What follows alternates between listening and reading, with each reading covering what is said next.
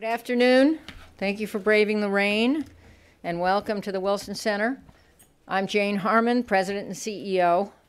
As most of you know, the Wilson Center, the living memorial to our 28th president, is a vibrant arena for discussion. We seek to create a safe political space, in the words of a Republican senator, to engage a variety of views and to explore today's toughest policy issues.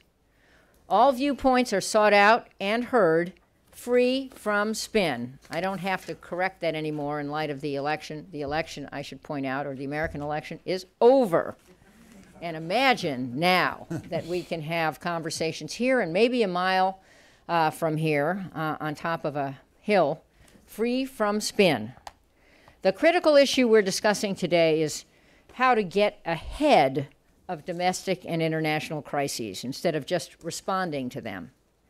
Think a potential cyber 9/11 or more recently a natural disaster like Hurricane Sandy. The threats we face in the 21st century, both at home and abroad, are increasingly complex, and it's essential that we use 21st century, not 19th century management tools to prepare. Sadly, gridlock in Congress, a place I know very well, has made it hard even to raise, let alone debate, some of these issues. But an interesting aspect of Leon Fuerth's report, which will be the launch pad for today's discussion, is that it makes practical recommendations that can be instituted without legislative action. As a recovering lawmaker, as you know, I served 119 dog years in the House. I think Congress, I'm glad you all thought that was funny. I think Congress and the public should weigh in on these issues. And that's what we're doing today. Entitled Anticipatory Governance, Practical Upgrades, Equipping the Executive Branch to Cope with Increasing Speed and Complexity of Major Challenges. The report is endorsed by big names like Albright, Brzezinski, Pickering, Nye, Slaughter, and numerous other national security experts and policymakers from both parties. It proposes specific structural changes in 3 areas, and you'll hear much more about this in a moment. 1, integrating Foresight, a version of long-range scenario planning, into policy creation and execution. 2, developing a networked system for orchestrating whole-of-government management. I think we should all commend FEMA for finally figuring out how more or less to do whole-of-government management in the event of a hurricane like Sandy. And finally, 3, creating a better feedback system for measuring results. As Leon writes in the report, our 19th century government is simply not built for the nature of 21st century challenges. At the same time, our budget constraints are forcing us to re-examine the efficiency and operational structures of our government. The goal of today's panel is to help launch a discussion of the actionable ideas presented in the report. And it's exciting to have 4 good friends here who will take on these subjects. David Abshire has one of the youngest minds in Washington. He's able to, and he's actually quite a young person. Thank you. You're welcome. Raise your hand if you think David is young. I appreciate all this support. He's able to grasp big ideas and suggest them in bold and exciting ways. He was probably thinking about this subject when Leon and I were in nursery school. Graduate of West Point, David fought in the Korean War, was decorated as company commander. He served as a special counselor to President Reagan, U.S. ambassador to NATO from 1983 to 87, and is now president of the Center for the Study of the Presidency and Congress here in Washington. Sandy Berger, whom I have known for decades, we were in law school at the same time, is a wonderful and dear friend. Numerous wonderful accolades, presently running the Albright Stonebridge Group, but he also, I think you all know, was National Security Advisor under President Bill Clinton from 1997 to 2001. Paul Verkyle, another old friend, has had numerous jobs heading colleges and law schools, a leading scholar, now chairman of the Administrative Conference of the United States, a job most of you don't know about, but you will in a moment. It's a federal advisory committee that offers nonpartisan advice for making federal agencies more efficient, and Paul may be in the catbird seat for helping to implement a number of the changes we're going to discuss. He's enormously thoughtful and the only one of us in a job where he can truly realign the decision-making process. Also happens to be married to Judith Rodin, former president of Penn and first permanent woman, president, a woman to be president of an Ivy League university, now head of the... She's a permanent woman, too. Good. I guess she's not temporary. Yeah, I think she's temporary. And so finally, we're delighted that Leon Fuerth will deliver today's keynote. Leon was National Security Advisor to President Al Gore, previously spent 11 years as a Foreign Service... I messed that up. As far as he goes, was the next to president. permanent... Okay, Leon was National Security Advisor to Vice President Al Gore, previously spent 11 years as a Foreign Service officer, and a long time on Senator Gore's staff. He's now founder and director of the Project on Forward Engagement, which focuses on thinking about complex and longer-range issues in a way that is applicable to public policy. That sounds a lot like the Wilson Center's goal, which is to think ahead, not just about what the problems are, but also what the processes are to address the problems. Leon will tell us more about his report. I'll then moderate some Q&A among the panelists, and then we will open the floor to questions. We will adjourn promptly at 2 p.m. Please join me now in welcoming Leon Fuerth.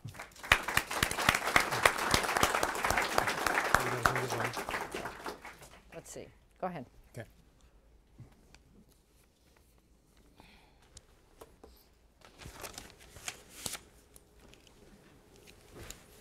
This is the time when you want to have a pipe so you could fill it, but those days are past. Right. I was just scanning the room. I see an awful lot of friends, and I hope that you stick around afterwards so that you can tell me what I did wrong and so that I can give you a hug. Now, because I said I do this in 15 minutes, I'm going to try my best, but I do want to make some acknowledgements, a disclaimer, and a few other things, and then I'll get launched. The acknowledgements goes to institutions that have supported this work. That begins with the Elliott School in the George Washington University. It extends to the National Defense University. It encompasses the Rockefeller Brothers Fund, which supported this at one point, and the MacArthur Fund, which supported it at another, and a number of private donors who still want to be private. The disclaimer is simply that anything I say today represents my views, not those of these institutions. And they all are pretty clear that they would like that disclaimer made, and I don't take any umbrage at it. I also in particular want to recognize Evan Faber, who's here in the front row. Evan is the last in a noble succession of young people, some of whom I found out later were all living in the same apartment. I got the feeling that they were passing me on from one to the next. In fact, one of these days I'm going to find out the truth about that, including whether or not you had a sequence worked out. I decided when I left government that I wanted to be around young people. It turned out to be the best decision I made. You can't be around them and still lose faith in the future. In particular, I want to make it clear to you that every page of this document bears the imprint of advice, counsel, and contributions from people like them, but especially Evan in the last 2 years when this project was running jointly at NDU and at GW. Now, did I omit anything? No, I didn't. Well, the first thing that's obvious is that I'm standing before you, a credentialed senior citizen. I got 2 pairs of glasses, one for short, one for long.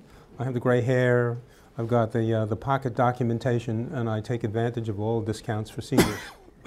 And the reason I mention this is because, if I come before an audience and say that I'm here to talk about the acceleration of events, the first thing that pops up is, of course you do want to talk about the acceleration of events because you're slowing down. But there are 2 possibilities for this perception. One of them is, as I said, you're slowing down and it appears like everything else around you, even if it isn't speeding up, is in the process of pulling away from you, at least. The other is that something has happened and that events objectively are speeding up. And I would argue that in addition to the fact that I have slowed down, events have speeded up, and I think all of us can think of plenty of examples as to why that is so.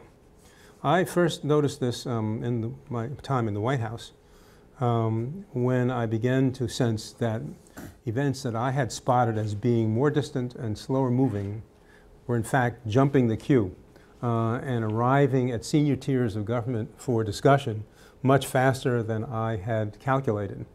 And in those days, I prided myself on having an internal map of what issue was where and how much time that would leave us to try to come to grips with it. And it was disconcerting to suddenly walk into a situation where the unexpected was taking place right under my nose.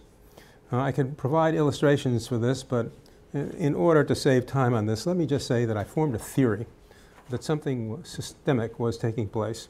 And it may strike you as odd, but my theory was that the exponential increase in computation and networking was a driving force pushing accelerated social development all over the planet. That Moore's Law, in effect, was a new thing to be contended with, and that it had objectively accelerated the pace of change, and that in my observation, things were beginning to move faster than our response time, which is always a risk for a government that depends on representation and deliberation and debate, not to mention litigation. As those of you who know anything about me realize, in the last couple of years of the second Clinton administration, I was thinking there would be a Gore administration. He and I were agreed that he had had every opportunity to influence where we had gotten as a nation, and it wasn't a question of changing the legacy policies. It was a question of trying to improve the legacy systems to keep up with this acceleration of events. So if you want to look at the last decade or so, you can judge for yourself whether we've been able to do it. September 11th has been sort of pigeonholed as a who might have thunk it, but I'm here to say that a lot of people were thinking about this going back even to the Atlanta Olympics. I don't believe that anyone bears ultimate blame for this other than the people who perpetrated it. But the question is, looking back through all the testimony and all the findings of the commissions, whether we were thinking far enough ahead and fast enough ahead to give ourselves the best chance of having at least tripped over this in time to stop it. The war in Iraq, full of unintended consequences, and I think we could debate whether those unintended consequences were unknowable at the beginning or foreseeable at the beginning. The financial crisis that we're going through, starting in 2008, has a lot of resemblance for those of us who went through the Asian banking meltdown, which in many ways looks like a dress rehearsal for what fed into the financial crisis of more recent years. The Arab Spring is another interesting situation, falling into the who could have thunk it category. But I think anybody who is looking at Egypt, for example, as we were in the 1990s, concluded and knew at the time that there was a youth bulge heading towards maturity, that it was going to reach the crest somewhere right around now, and that the economic system of Egypt would offer these young people nothing in terms of hope for their own futures and needed to be speeded up somehow in order to provide any hope of equilibrium in that system. So I think the moral here is that surprises and crises are always going to happen. And we have to hope that in many cases they'll be handled adroitly. But a defensive game is a losing game. And the question for governance is whether you can position yourself in such a way as to be able to not dictate but strongly influence how that game is going to be played, and preferably force it to be played on your terms rather than on the terms of some other actor in the picture. Now, this goes to the question of governance. In the report that you've picked up outside, you won't find any word about specific policies. This report is about systems of governance that have to be employed by anybody who's running the United States government, regardless of political orientation. So in effect, this paper is also silent on the Constitution, which remains so remarkable compared to other countries that have had to reissue new constitutions every dozen years or so. Ours stands there as a model of economy and resilience. What I'm here to talk about is therefore not the constitutional system, but the operational doctrines and habits and institutions that have developed in order to make the Constitution work. And what I want to bring to your attention is that the style and form of governance that we have now essentially reflects the best practices of the late industrial period in the late 19th and early and mid 20th centuries. And people thinking about government decided that some of the best examples of their day about how to manage a large institution were industrial, and our government is essentially organized along those lines. Vertical organization, sequential processing, knowledge is power, knowledge comes to the top, direction comes from the top, not from the bottom. These are all rigidities which, when instituted, actually were reforms. But given the presence of acceleration, they become sources of risk. In particular, we have an approach to policy based on linearity. And that is, we think that for every problem, there is a unique solution. All you have to do is impose the solution, the problem will go away. The fact is that what we have are complex problems. Complexity has its own rules. These rules have real implications for governance. Those rules include unexpected or unanticipated consequences, that surprise dominates our efforts, that the effort to change something actually morphs the problem, so that management is not so much the ability to adhere to one formula, but the readiness to shift as soon as you can possibly recognize that the time has come for a change of a course. There's a difference then between complicated problems, which are things that can be disassembled in the old way, fixed up, bolted back together again, and expected to operate, and complex problems where every element of the system is continuously affecting every other element of the system. We are dealing with complex problems in this new epoch. And so we need to find a way to improve the ability of governance to operate in this kind of environment. The term anticipatory governance came out of an effort to suggest methods that would enable government to become more in step with approaching change, that is, the ability to anticipate, the ability to adapt, and the ability to deal with change and shock in a resilient manner. Anticipatory governance proposes that we can upgrade government by adding 3 essential elements to existing systems to help manage complexity. One of them is a means to bring foresight together with policy. Another is a means to network operations across the government in order to achieve a more focused and sustained application of resources. And the third is feedback, and I'll come back to each of these in due course. So I'd like to divert slightly to explain how this study came to be, because it will explain to you some of its features and perhaps convince you of the authenticity of its findings.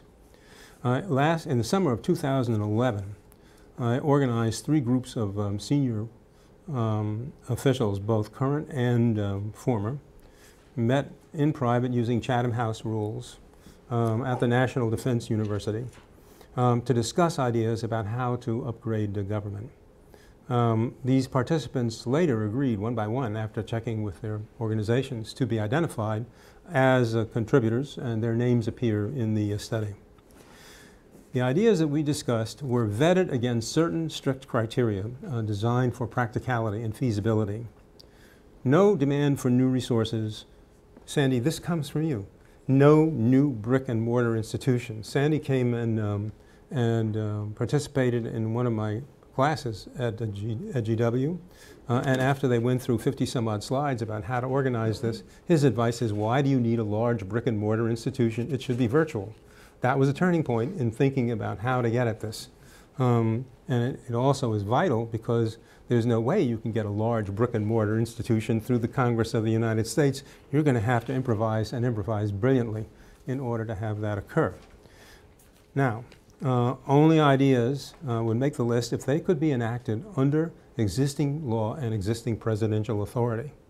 It's true that the Congress has to get into the act, especially if you're talking about changing the way in which the broad executive functions operate. No way to do that without the Congress.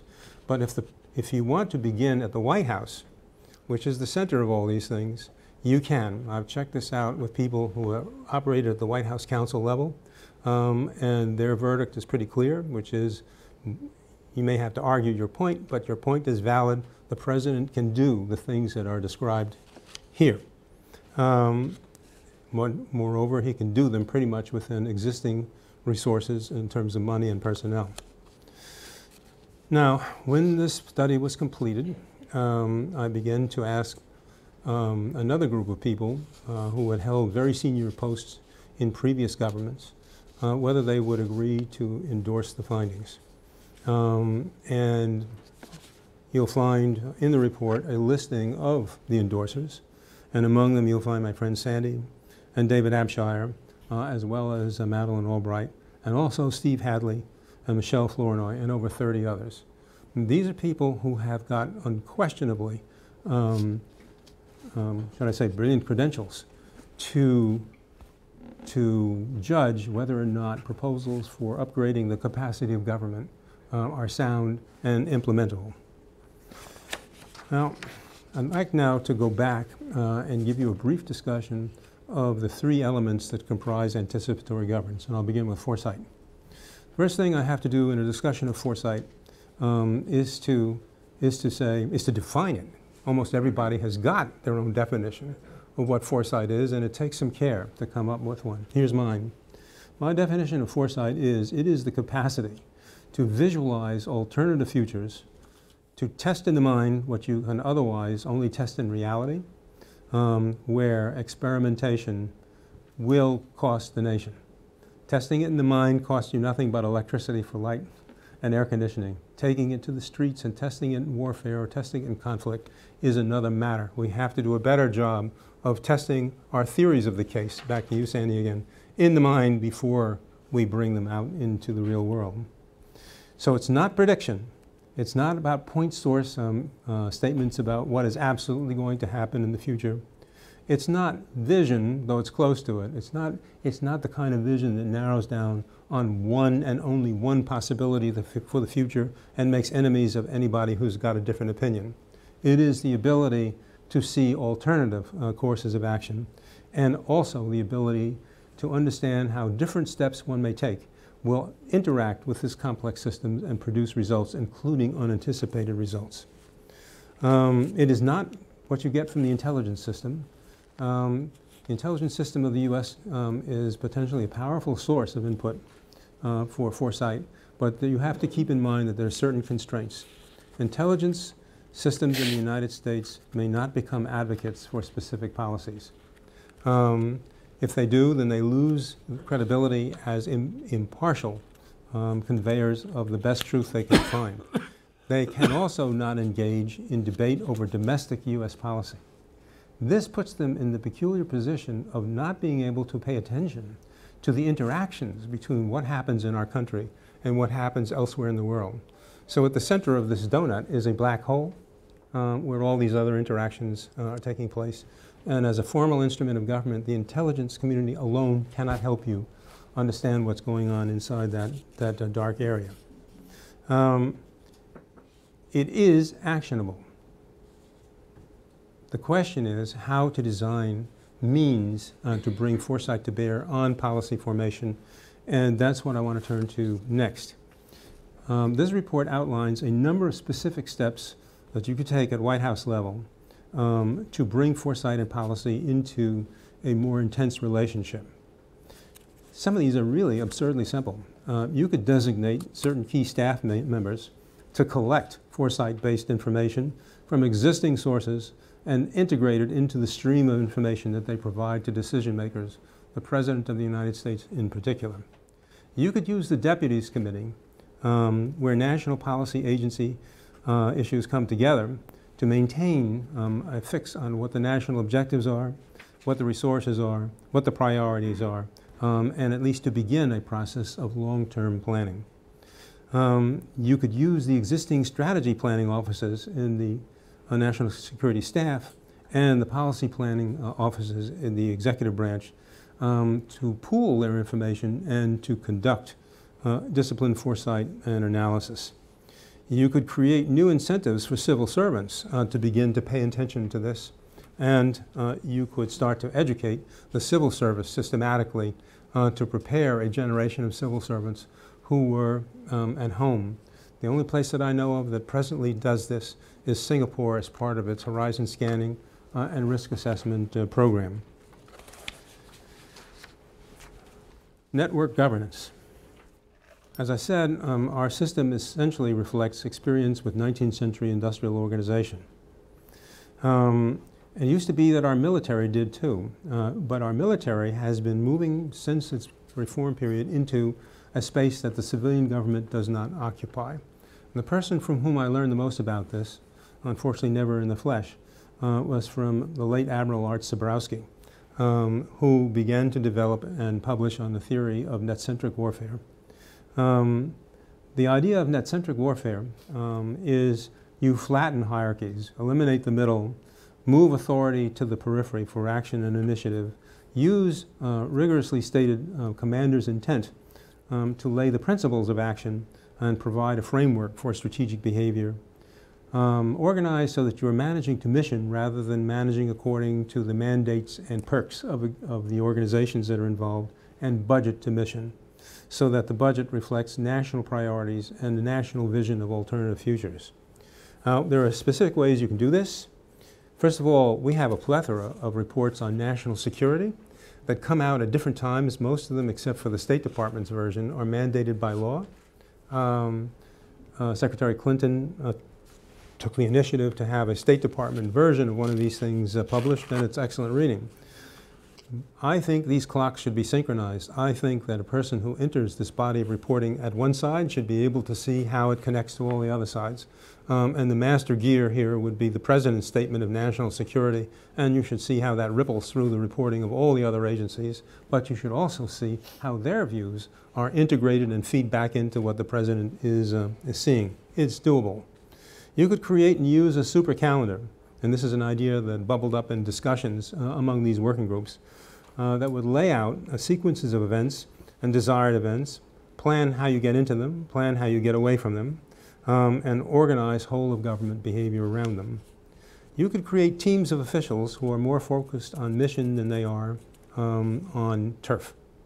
And one of the places you could start really is the Cabinet of the United States, which only exists nowadays as a place to take a photograph, but potentially has sitting on those leather chairs the people who can manage the level of knowledge and integration across organizational divides that this new period requires. You could conduct strategic budgeting. If there are alternative budgets, alternative futures, then you should be thinking about the alternative costs of dealing with them. Typically, we divorce these processes. Speeches are made about the future, but there's no evidence that those speeches have ever been linked to what it takes in order to pay for getting to that future. Feedback.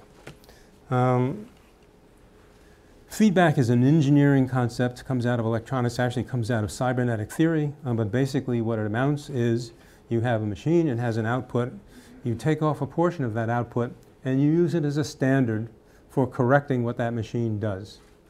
This is called negative feedback. It inserts a certain degree of linearity and predictability into the way machines convert energy into output. How does that affect government? Typically, when the President signs off on a policy, it's remanded to the executive branch to be executed. The next time you know that something's going wrong may very well be when it hits the press. What you don't have in place is a system that informs the president of the performance assumptions over time for the particular policy he's being asked to sign off on. And even if he's got that, you don't have a mechanism for testing results over time against those expectations. And you don't have a mechanism for feeding those results back if it looks as if what you thought was going to happen isn't happening. And given the fact that everything is complex and unintended consequences reign in complexity, you need those things. This can be done. It's not rocket science to do it. But it is a new wrinkle, and it would require learning some new tricks. They're learnable. So here's my conclusion. David, you have in one of your conference rooms a motto from Mark Twain. That's correct. And it says, "History does not repeat itself, but it does rhyme." I think that's just great because it frees you from, it warns you not to become a slave of past models, but it also warns you not to ignore the kernels of wisdom that can be found in those past models if you only realize that they are adaptable. So the future will not resemble the past, and it will not resemble the present, and we are at the beginning of a new epoch that is being defined day by day. Okay? But there's range in there to figure out what we have done right and try to find the formula or secret sauce for doing it again. Complexity and fast-paced change are a tremendous challenge for this country, essentially because we need time in a democracy to figure out what's happening to us, to debate what we're going to do about it, and then unfortunately to relitigate what we decided to do about it. But our system still works if you give it a chance to contemplate and to deliberate. Anticipatory governance is practical, credible, and nonpartisan, and this particular time on the calendar is the right moment, I hope, for the new administration to consider not only the policies it wants, but the systems upon which it depends to find those policies and carry them out. Leon, thank you. Thank you. So the timing of this panel is not an accident. This is right after our interminable election, which ended last week. I thought I would point that out. And now comes the transition, and certainly it is our hope that your views, the discussion today, and anyone listening out there, because this is webcast and will be reported on, who is moved by this material will make certain that the Obama transition considers some of these ideas, because I think they're extremely worthy. Let me just ask a few questions, then we'll open it to your questions and comments. We are ending at 2. It is now 1:20. David Abshire, young man that you are. Leon described the cabinet process basically now as a photo op. I'm sure he didn't have anyone in particular in mind, but the cabinet process as not being particularly productive.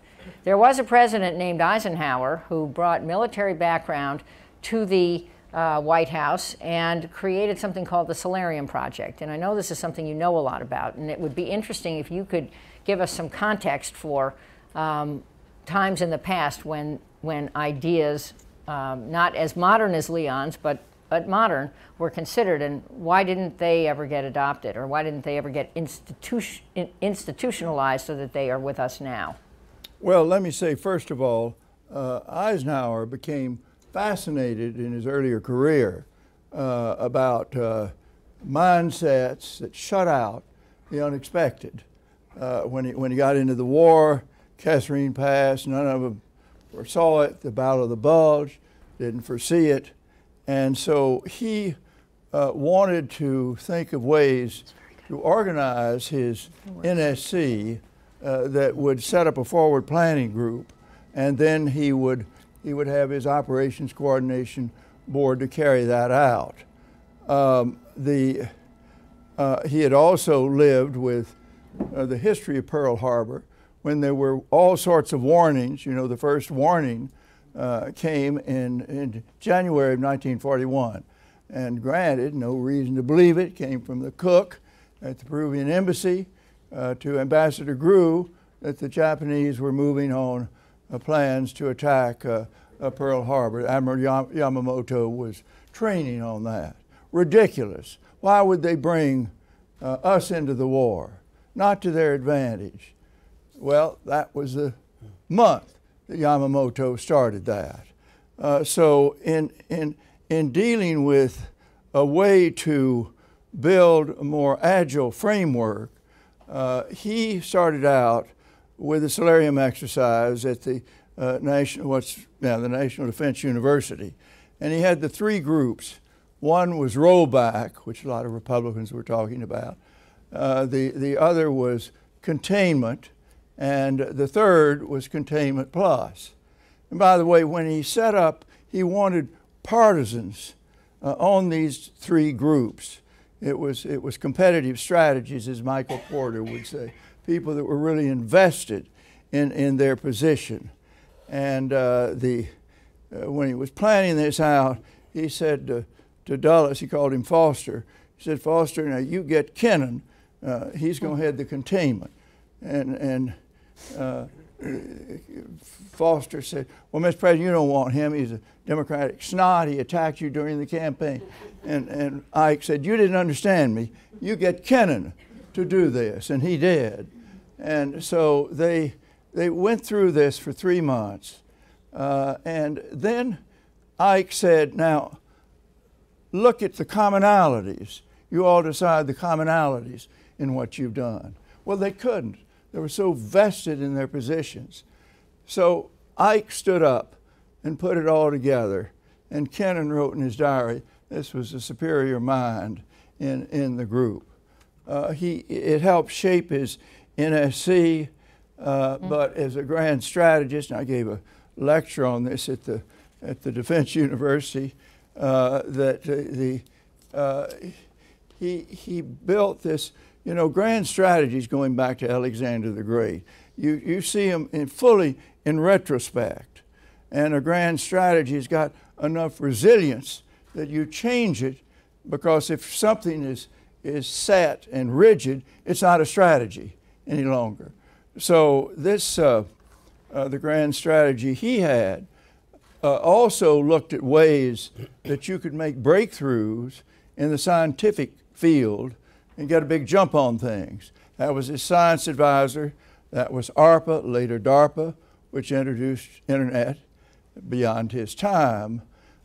He also, USIA, the Battle of Ideas, Radio Free Europe, Radio Liberty. I had the pleasure of chairing that, the Board for International Broadcasting, to reach the people of Eastern Europe. And when you had the two young, brilliant people working with Admiral Mullen here, yeah. And they were talking about changing from the age of national power to people power.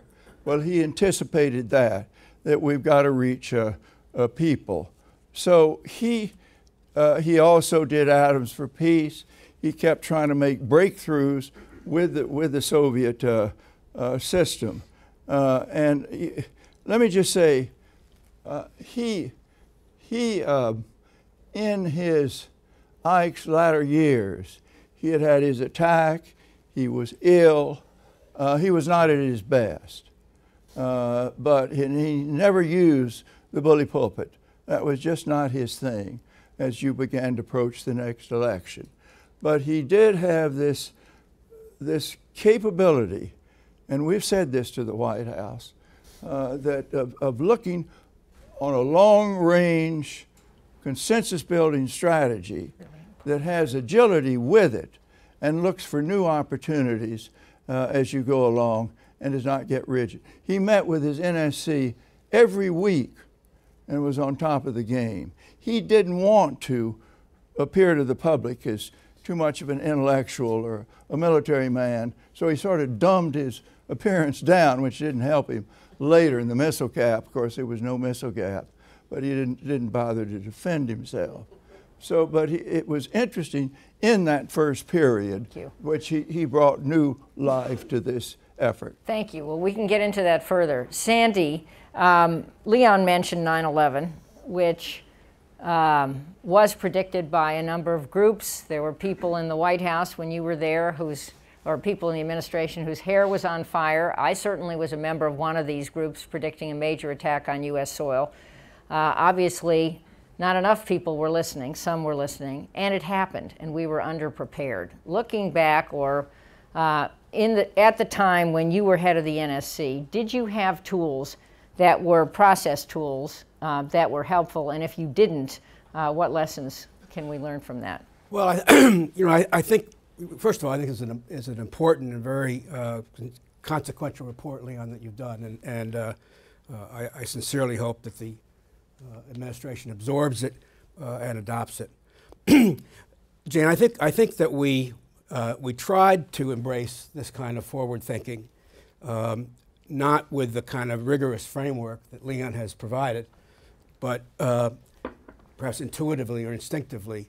Sometimes we succeeded and sometimes we failed because I don't think we had the framework that Leon was talking about. Let me just give you two examples, one where we succeeded, one where we failed. I had no idea there was a framework at that time. Yeah, well, it's in your mind. I'll start with an example where we failed. Excuse me. Somalia. You all remember Black Hawk Down. It was a failure of foresight, network governance, and feedback. Foresight actually started with President Bush, when I got a call during the transition from my friend Brent Scowcroft, who said, we're sending 20,000 soldiers into Somalia. They're just going to clear the supply lines because all the clans were blocking relief, but they'll be out before inauguration, so don't worry about it. No foresight, no thinking in an anticipatory way of how do you get these people out. No network governance in the sense that we were not able to make decisions that were cross-cutting, and no feedback as the mission shift towards hunting for a deed, and it got off track. So I mean that's an example, I think, of where this kind of framework would have helped enormously. On the other side, I think there were instances, Leon, that we did without, again, the kind of rigorous framework that you provided, try to think forward, and I think President Clinton wanted us to think forward. I think of Russia policy, for example, which you were intimately involved with. We faced in '93 a Russian democracy, fragile, teetering on the brink of either being blown off from the left or the right. Yeltsin very unstable. And we saw the challenge here was to prop that up. We looked at that long-term challenge, and I think we applied the same kind of principles to our policy. So I guess the last point I would make is I think this only works, Leon, if the president wants it to work. I mean, the president of the United States gets the kind of policy-making process he or she wants and deserves. Policy planning can either be irrelevant, where the policy planners work very hard and the paper goes in the drawer, or too relevant, sort of Berger's law, which is the sharpness of the policy planner either is inversely proportional to how relevant they are. That is, the sharper the policy planner, the more he or she gets co-opted into day-to-day policy making. So unless the president says, I want this, and the National Security Advisor is tasked with building this into the system, it doesn't have the kind of durability that I think that you want to achieve. So on that note, Paul, tell everybody what the Administrative Conference is and what its potential is, perhaps, to look at the whole of government and maybe with or without explicit White House participation, help jumpstart some of these ideas. Thank you, Jane, for that opportunity. I should say about the Administrative Conference of the United States that it's a small agency. We can't solve all problems, but we've been working very hard looking on the non-security side primarily, on this you might call the civilian side of government, looking at problems of agencies and how they behave. We were started actually by President Eisenhower, by an executive order which President Kennedy picked up on, and finally we got statutory status under LBJ. And then we had, unfortunately, the last 15 years before I was nominated and confirmed, we were out of business because of budget problems, but now we're back. We're 101 people. I'm the one. We're 10 council members. 10 council members appointed by the president, bipartisan, and 90 public members, 50 senior government officials. We represent over 200 agencies of government if you figure out their leverage, and 40 public members who are distinguished citizens, attorneys many times, others who have served in government through many administrations, again bipartisan. So the purpose is to let us think through how we can make government work better. That's what President Obama said when he set us back up. It's a public-private partnership designed to make government work better. Well, how do we do it? First thing we've tried to do is look agency by agency at specific problems, excuse me, and try and solve them first internally and then do so more dramatically. We meet twice a year and make recommendations voted on by the membership. Some of the areas that I think you will understand and why I am so persuaded by some of Leon's thinking is that the key areas, some of them are very simple, like the Federal Advisory Committee Act, the Paperwork Reduction Act, the FOIA, other statutes that in some ways unintentionally inhibit the flow of information. You mentioned briefly the FACA problem. How do you make statutes that were set up in the 70s mostly, when government, the view of government was you wanted to keep information in, right? Now that have been converted, and in the PRA, for example, the idea is that if government wants something from you, it's a problem. So you were restricted. Government can't ask questions without getting approval because they're worried about burdening the public. We're now in a period where the more important thing is learning from the public. Information is out there. We don't know what information is out there. We don't know who could benefit from it. This whole notion, of crowdsourcing is a new concept. So we're trying to pick up on opportunities to break down barriers and send information out. That is the Obama administration's effort too. They've looked carefully at going back and redoing rules. They've put up regulations.gov, data.gov. They're pushing information out so that people can use it, collaborate, and maybe turn some new ideas back to us. Yeah. Surprises. We want sometimes very good surprises. That's one thing. And then just on our, there's a wonderful quote I have to read you. We are, silo-based. Agencies are set up in their mission as silos. As a university president, that's how universities operate. It's one of the great frustrations was that, everyone has their department, and that's their loyalty. Everyone has their agency, and that's their loyalty. But the Comptroller General says virtually all the results that the federal government wants to achieve require the concerted and coordinated efforts of 2 or more agencies. It's impossible to govern based on the silo. And so one of the things we have pushed out is joint rulemaking. We have an interesting recommendation which looks at pushing agencies to make rules together. One of the great successes is the DOT EPA rule that just recently came out on fuel efficiency and greenhouse gases. That's a tremendous victory this past year or two. That's because agencies got together. The White House facilitated it. Making agencies think beyond their boundaries is a crucial thing, and that's something we've been working on. MOUs, making agencies contract with each other, if not with not-profits or other non-government NGOs, to make alliances that will make them more productive, pushing that out. Thank you. I only have one more question, which I'm sure will amuse all of you, and you won't be surprised. And I want you to think of your questions. I also want to mention to Dave Rajewski, whom I see right there, who's head of our Science and Technology program at the Wilson Center, that our serious games approach to problem solving may be very relevant here. And if you agree with me, maybe you would say something about that when we get to the questions. My other question is about Congress. Now, I know, Leon, that these are ideas that could be executed without Congress. However, Congress is there, up the hill. It has a 19th century committee structure, a 2-year election cycle, and a one-year policy cycle, because the second year is getting reelected, and a paradigm where you blame the other side for not solving the problem rather than work with the other side, because if you worked with the other side, they would get some credit, and that's not okay. So flipping that, it's a quick question to all of you, because we need to get to the audience. If Congress could do one thing that would be helpful to anticipatory governance, what would that be? And we'll do you last, Leon. Thank you.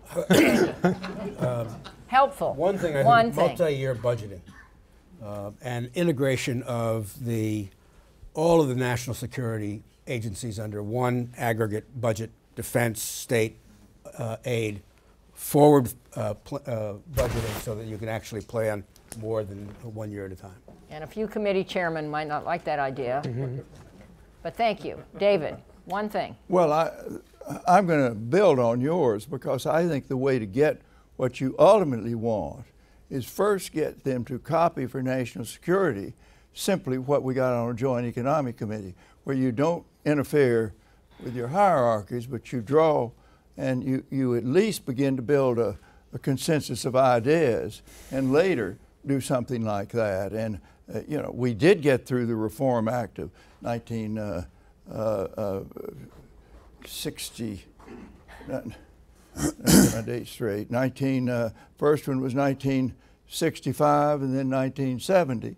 Congress does need to reform itself. That's the way we got the Joint Atomic Energy Committee. Thank you. Paul. Well, I think it's the committee process. DHS has 70 committees, the same amount when there were 22 separate agencies. Now there are one. EPA has over 70 committees. I mean, it's... Well, the 9/11 Commission recommendation that has not been adopted was for Congress to reform. Yeah. Now, the one good harbinger here is the Government Results and Performance Act of 2011. Leon has mentioned it in his paper. And it is Congress saying, look, we've got to do performance-based budgeting. We will participate with the executive branch. This is in the Office of the President. It looks at agencies, requires them annually to report on their performance standards. It requires them, evaluates them and corrects them, and Congress will participate. If that statute, which is only a year old, could actually be brought to life, a lot of productivity. Well, this is your new assignment. That's my assignment. I'm taking it on. Leon, one thing. Okay, I'm going to take something slightly radical. Justin, was it your class that came up with louder? The House Annual Committee and Senate Annual Committee. Right. I think the Congress needs to set up some special panels that deliberately cut across these categories and that all have a longer range perspective. I think that one way to make sure that these panels are taken seriously is to give them some leverage over the authorization and appropriations processes. And their mission would be... Good luck. I know that. Anytime you say anything at all about the Congress, it's good luck. But that's the gamble we took in agreeing to set up a representative democracy. If it doesn't work, we're cooked. So it's got to work. Okay. Questions? Please identify yourself, ask a brief question, and we'll get a brief answer. If it's for one panel member, just mention who that is. Right here. Stand up, sit there. Stand, yeah, so we can hear you, see you. Steve Landy, Manchester Trade. Perfect timing, but for Jane, you always have perfect timing. Two very specific questions. One, President Obama has a proposal to establish something called the Department of Business. Department of what? Department of Business. He Okay. wants to take 610 agencies, is being debated. Oh, USTR is very important. It has to be independent. Finance Committee, Ways and Means Committee. On the other hand, it's clear you have to put things together. Second, again, quick So example. the question is, what do they think of it? How do you get it done? That's the real problem with okay. it. Second question, Africa. Anybody who looks at Africa from afar says, boy, China's eating our lunch. We need to have a really tough policy that has U.S. interest. You go to, oh, we got to help women. We have to fight poverty. We have to change agricultural So you're talking lands. about the committee structure in Congress pushing back on... Two different things. One is okay. committee, and two is how do you deliver the message that national security requires something, and we have to put aside some of our more local parochial interests to get something done. Thank you. Okay, so I think it's more, you know, how do we get Congress to put America first? If anyone can solve that, we'll declare a recess for the rest of the day. And the second one is, I think you were asking, can we do another major consolidation in this government? We've tried this a couple times with the Homeland Security Department. We also did intelligence reform, which I would argue works pretty well. I mean, free announcement since I was one of its authors. Yeah. But at any rate, what do you think? I think we ought to try to put those agencies together, Steve. We're the only major government in the world that has all of these fractured agencies. I mean, 75% of the Department of Commerce is fisheries, NOAA. It doesn't have anything to do necessarily with the function of commerce. Obviously a problem with Congress, but I think, you know, the president has to put this, if people want a more streamlined government, they want government to work, that means they're going to have to change government. Put that back in the face of Congress, who talks about making government work. Make this an issue. Okay, let's get another question. Let's go over here. I'll come to you. Thank you very much. I'm Ann Phillips. I'm a public policy scholar here at the Wilson Center. And having worked in the government for more than a decade, I certainly endorse everything you've said. A quick question. You highlighted Pearl Harbor and Somalia as two failures. And one thing that I saw, and I'd be interested in your take, that it seems to me we in the U.S. government have gotten away from recruiting and promoting people who are real country and regional experts. We see these problems in very technical ways. And would that be another element in terms of personnel that you think deserves attention? Thank you. Leon. In all of the problems that we wound up with in foreign policy, one of the most important events was the entry into the room of somebody whose mind was saturated with knowledge and insight about the particular place that we were dealing with. It almost goes back to the way our schools and universities are organized. It's just dandy that political scientists think that they can reduce human behavior universally to some equations, but it doesn't work. But in the process of asserting the supremacy of numbers over insight, they have squelched insight. And what you need to do is to rebalance that by deliberately bringing in the old hands and the people who know what it smells like, what it sounds like, and how the people on the spot think when you're making policy based otherwise on broad theoretical principles. Unless someone's dying to add to that answer, I want to take more questions. Let's go in the back. Yes.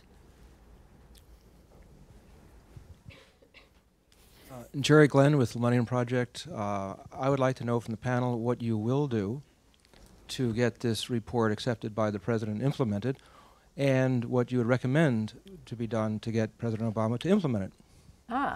That's a softball question. How many of you, I'm just asking, I'll do a little informal poll. From some of you, how many of you have this? Did you pick it up? Is it available? How many of you have a positive response to this notion of anticipatory governance? Whoa. Anybody not like it? Must have done something wrong. Leon. So what, maybe let's do this. Let's just go down to answer your question. What is one idea each of you has to bring this to the attention of the Obama transition? Dirigible? Did you hear that? All of you have got networks and contacts of some sort. The best thing you can do is use those networks, create a buzz. If anything, the Obama administration seems to be particularly tuned in to what it can pick up from the social media, and you're all plugged into it yourselves, so use it. The report is on the website, forwardengagement.org. Right. Okay, and this will be on the Wilson website too. Sandy, any other ideas? I intend to do that. Sandy, David. You know, Some of you have Rolodexes. Use those. In your boss's reinventing government. I got head of Procter & Gamble and other CEOs into that. This was Al Gore, as vice president, issued a report on reinventing government in the 90s that was and really I very believed good. in that. I really did. It was an outreach. was well organized. It took a longer period to get it implemented, but I think that's a good example to look at. That took a commitment to the vice president. And if I remember, that had a disc with it. It was one of the first reports that was actually in a technical form. Am I right? I think so. That's right. Well, knowing him, you bet. Paul. There's a Reinventing Government alumni in government now. They still meet. It's a wonderful group. They don't have any Well, official there you go. role, but some of the great thinkers in the government who are civil servants, not talking about political people necessarily at all, who are really out there thinking. And I Is think anybody if you in could that capture group who's here? Nobody? And also the other thing, Jane, is maybe you and I should go visit the head of OMB or something and sell this deal, Well, if we can. Take me with. okay. Next question. Let's see. Well, let's go here. Mary Yates, I was at the White House until recently. Wait. Everybody wants to know this. Mary Yates, I was at the White House recently in charge of national security planning, and I worked with Leon. I think that I agree with everything that's said. I'm here. I read the report. I endorsed it. What I think is important is to find a way so that the administration that gets so very busy, and you all know this, see the relevance. We tried very hard to bring Foresight into this administration, and then the avalanche comes and you get inundated with the crisis of the day. So the examples that are given, I mean, someone needs to find more specific examples, but looking forward. You know, I held an IPC committee about water being possibly the next area of conflict. I mean, not right now, and we identified any number of water bodies and rivers. But even getting that report up to the deputies committee was almost mission impossible because I couldn't get it on the schedule because it was such a busy time. So It's always a busy time. That's right. So in any administration. But somehow the crisis that we can foresee, and then that grabs the attention, you know, by citing some recent ones and then maybe going forward. Something has to help. I mean, and I'm very encouraged that the conference has been restarted under this administration. Thank you. Okay, I think what we will do is take a few questions together because time is running out and I'm figuring out how I'm going to call on people. Let me, this says last question, but we're going to do like last 3 questions. So we'll take you, since you pointed to the sign, and then we will take... Was that the trick? That was the trick. The woman in the back, and then we will take this woman in the front row. Thank you. I had a question for Mr. Fuerth that I thought I'd raise. Who are, identify Tony yourself. Sochi, EPA's International Branch, Climate and Energy. Okay. I had a thought about, it strikes me that the market system, that producers of goods produce goods at a really rapid pace and they hit the ground running, so to speak. None of the virtual, or not a lot, except you could pick out instances where there is a lot of virtual leading up to the on-the-ground presentations. How does that impact your ideas, Leon? I mean, in terms of the, let's wait till we bring this on the ground, let's think it through virtually, let's not rush it out there. But you can't do that in a vacuum separate from the market and the way the market runs. Thank you. Question back here. Hello, I'm Nina Serafino with the Congressional Research Service. I just want to ask if any of you are acquainted with a Project Horizon. Oh, that yes. was an experiment, and wondering then how you see it perhaps fitting in with your model. Okay, and the last question here. So I'm a scholar with the Science and Technology... Speak up a little bit. I'm a scholar with the Science and Technology Innovation Program, so my question is going to build up on the work of David Rajecki that we just mentioned before. Oh, I forgot. So you presented a really exceptional You're policy next. machinery, but you also mentioned acceleration that's visible in all technological domains, and you also mentioned young generation, which will be the human capital to be used in the future. So my question is, how do you improve, adapt, reform the education system so that much more layers of society can be better at foresight, much more citizens? What are the new means you foresee for improving? And before everyone, I'm not letting Dave Rajecki off the hook. What can the use of serious games, which gets the public into playing roles to solve our budget problem or whatever else, add to this notion of anticipatory? I don't think it's going to solve the governance? problems in Congress, Jane.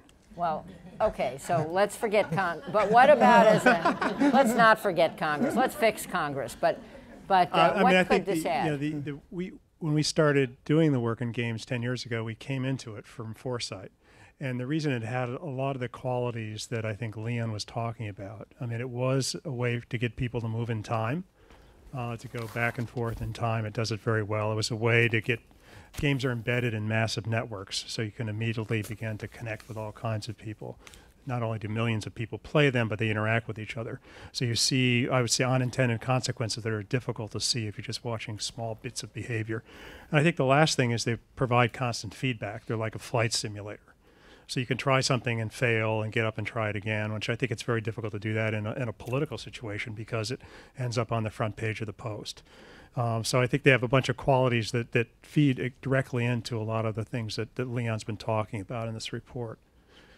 Okay, so all of these questions taken together and the thrust of it, we're going to end with Leon. We're basically, let's go down the row and get some concluding responses to the questions, some concluding observations from each of the panelists.